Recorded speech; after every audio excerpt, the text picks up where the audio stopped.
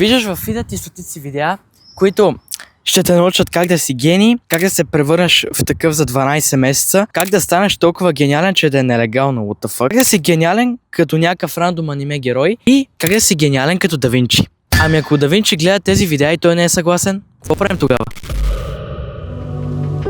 Какво е значението на гений? Тук моят любим изкуствен интелект пише: човек, който проявява изключителни редки интелектуални способности, креативност или оригинални идеи, често поставяш нови стандарти в области като изкуството или науката. Добре да, ама ако ти се изтипоса 20 креатора, които ще те учат как да си гений, те какви стандарти променят? Те изследват гения на някого, за да може ти да си гениален колкото тях. И това не те ли прави втория Да Винчи? Ако си втория Да Винчи, ти гениален ли си? Според мен гений много пъти или се раждаш, или трябва да се случи нещо много голямо, което да те кара да мислиш различно от останалите, защото ако си просто умен, ти приспособяваш знанията на миналите гени, които са променили нещо в науката и изкуството. Ти не си самия той. Умен човек е станал прекалено зубърски термин, ако го погледнем в социална гледна. Добре, както и да е, сега говорим за гениите. Ако някой ти помага да мислиш различно, то това означава, че ти сам не можеш да извършиш това действие. Значи трябва някой да те насърчава как да си извъртиш посоката на мислене. The fuck? За какво? Какъв е смисъла?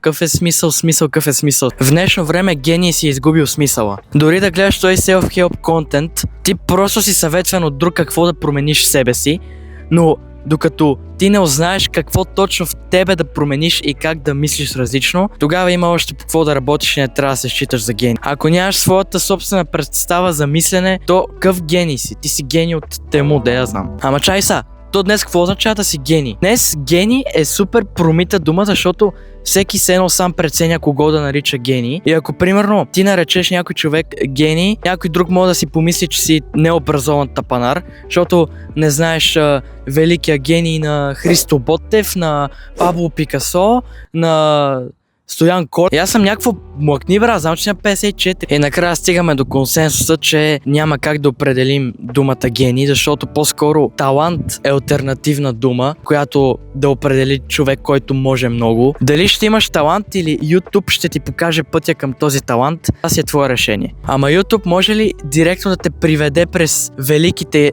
умове? Не, разбира се, защото всеки сам отговаря за себе си, всеки сам отговаря за мислите си, за решенията си. Тъй, че не се доверявайте на YouTube, когато някой напише: изследваме великия гений на Ленин. Добре, ама ти как знаеш как точно той е мислял?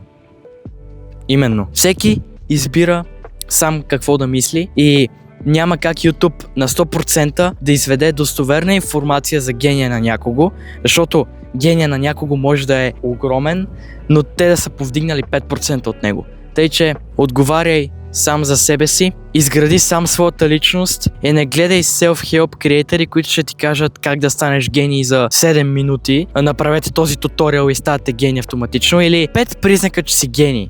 Ами те 5 признака могат да са супер индивидуални за всеки. Затова думата субективно има значение.